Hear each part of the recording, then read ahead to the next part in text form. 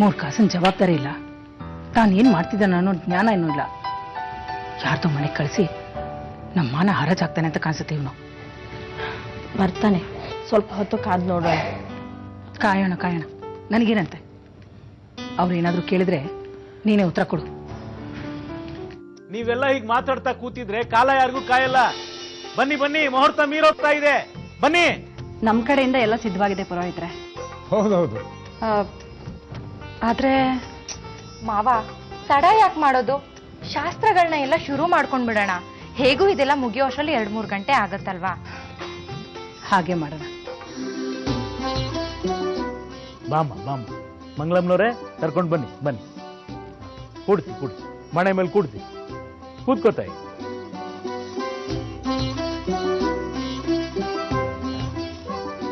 ತಂದೆ ತಾಯಿ ಇಬ್ರು ಕೊಡ್ಬೇಕು, ತಂದೆ ತಾಯಿ ಇಬ್ರು ಕೊಡ್ಬೇಕು. ತಂದೆ ಇಲ್ಲಾಂದ್ರೂ ಪರವಾಗಿಲ್ಲ, ಬೇರೆ ಯಾರಾದ್ರೂ ಕೊಡ್ಬೋದು. ತಾಯಿನೇ ಕೊಡಬೇಕಂತೇನಿಲ್ಲ, ಯಾರಾದ್ರೂ ಮುತ್ತೈದರು ಕೊಟ್ಟರು ಆಗುತ್ತೆ.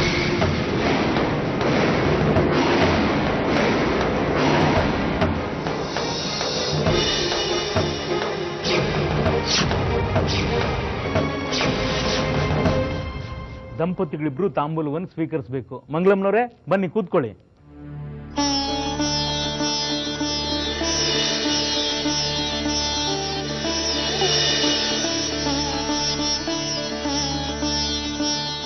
ಸೀರೆನ ಹುಡುಗಿ ಗುಡಿಸ್ಕೊಂಡು ಕರ್ಕೊಂಡು ಬನ್ನಿ ಬಾ, ಮುಂದಿನ ಶಾಸ್ತ್ರ ಮಾಡೋಣ. ಆಯ್ತು ನೇತ್ರ, ಕರ್ಕೊಂಡ್ ಬಾಮ್ಮ.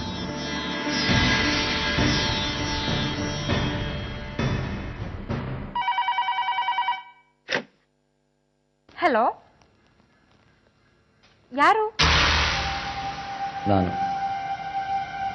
ಸತ್ಯ. ಇಲ್ಲೆಲ್ರೂ ನಿಮ್ಗೋಸ್ಕರನೇ ಕಾಯ್ತಿದ್ದೀವಿ. ನಾ ಬರ್ತಾ ಇಲ್ಲ, ದಯವಿಟ್ಟು ನನ್ನ ಕ್ಷಮಿಸ್ಬಿಡಿ.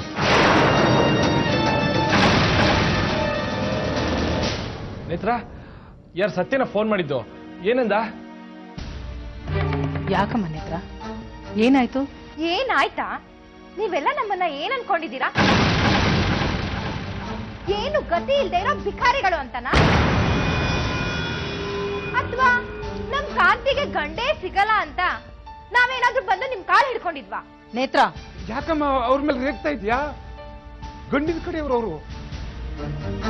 ಬಿಡಿ ಮಾವ, ಇವ್ರ್ಯಾವ ಸೀಮೆ ಗಂಡಿನ ಕಡೆಯವರು?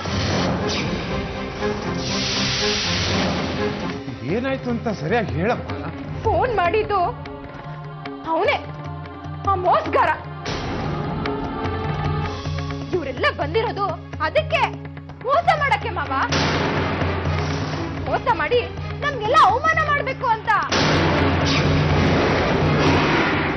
ನಾವು ಅವಮಾನ ಮಾಡಕ್ ಬಂದಿದೀವ? ಏನ್ ಹೇಳ್ತಾ ಇದೀಯ ನೀನು?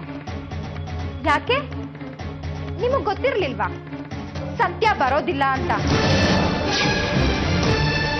ಏನು ಸತ್ಯ ಬರಲ್ವಂತ? ಯಾಕಂತೆ? ಯಾರಿಗ್ ಗೊತ್ತು?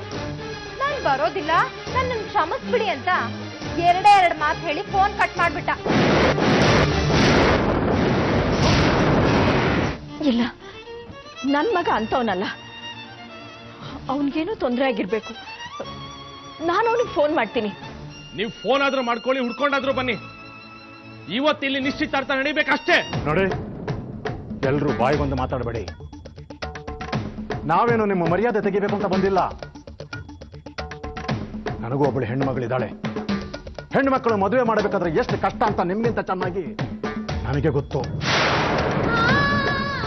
ರೇಣುಕ, ನಾವು ಅವನಿಗೆ ಸತ್ರ ಕೊಟ್ಟದ್ದು ಜಾಸ್ತಿ ಆಯ್ತು ಕಣೆ. ನಮ್ಮ ಮರ್ಯಾದೆ ತೆಗೆದುಬಿಟ್ಟ ಲೋಫರು. ಇವತ್ತು ಅವನಿಗೊಂದು ಗತಿ ಕಾಣಿಸ್ತಾನೆ ಬಿಡಲ್ಲ. ನಡೀರಿ ಹೋಗೋಣ. ಎಲ್ಲಿಗ್ರಿ ಹೋಗ್ತಿದ್ದೀರಾ? ಅವನಿಗೊಂದು ಗತಿ ಕಾಣಿಸೋ ಮುಂಚೆ ನಮ್ ಕಾಂತಿಗೆ ಉತ್ತರ ಕೊಟ್ಬಿಟ್ಟು ಹೋಗಿ. ಇಷ್ಟೆಲ್ಲ ಅವಮಾನ ಆದ್ಮೇಲೆ ನಮ್ ಕಾಂತಿ ಬದುಕಿರ್ತಾಳೆ ಅನ್ಕೊಂಡಿದ್ದೀರಾ?